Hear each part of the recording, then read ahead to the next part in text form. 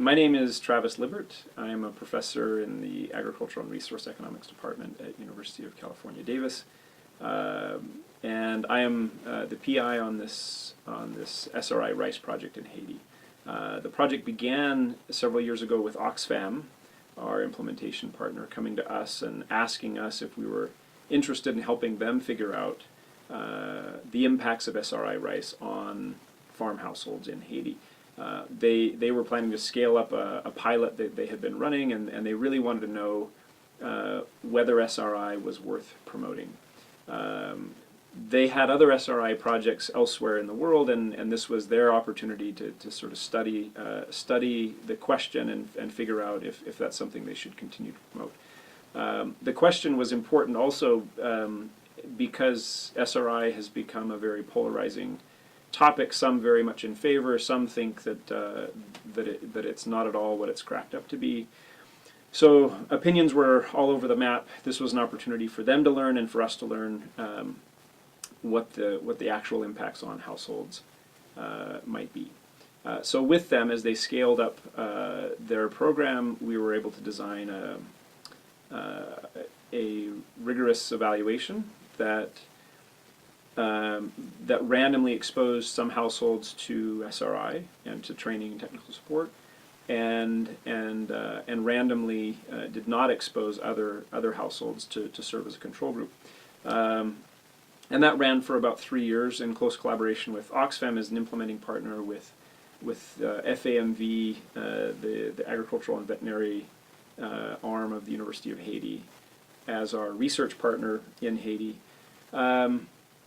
And because the project is just now wrapping up, we're starting to get a sense of what the research suggests and the analysis. And there are a few things that have come out in that analysis that I think that really are interesting and novel findings for Oxfam and for us more generally.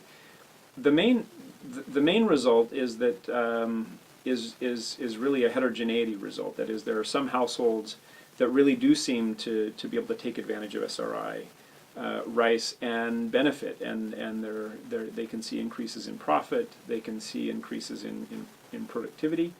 There are other households who can't, who don't see it, and in fact we see a lot of households who adopt the first year and then disadopt the next.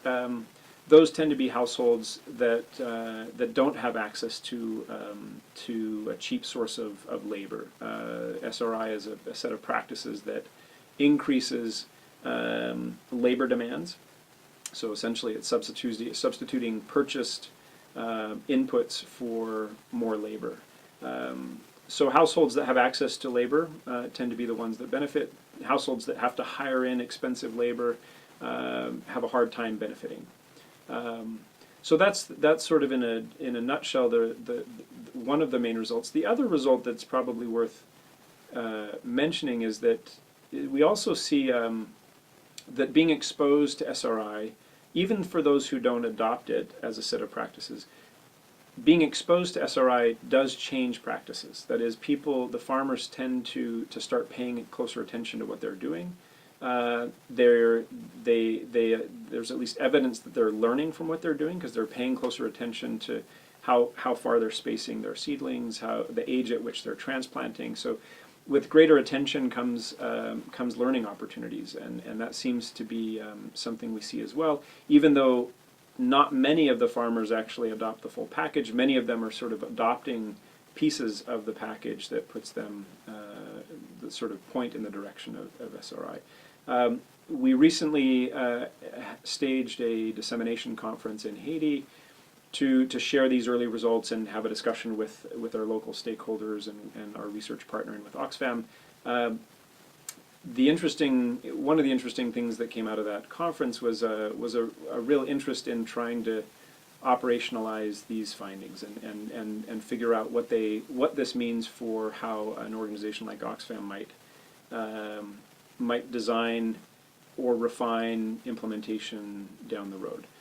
So we're in the process of preparing a report for them with a little bit more detail on this heterogeneity finding and which are the kinds of households, if you wanted if you wanted to roll it out, which are the kinds of households you would want to target, because we would predict that they would be better placed to benefit, and which are the households that maybe need something else or may not benefit. So maybe you encourage them to adopt the practices less or in a different way. So we're preparing that result or that report, and Oxfam is hoping in their next round of interventions in this valley in Haiti, hoping to be able to use those findings to shape some of their intervention design.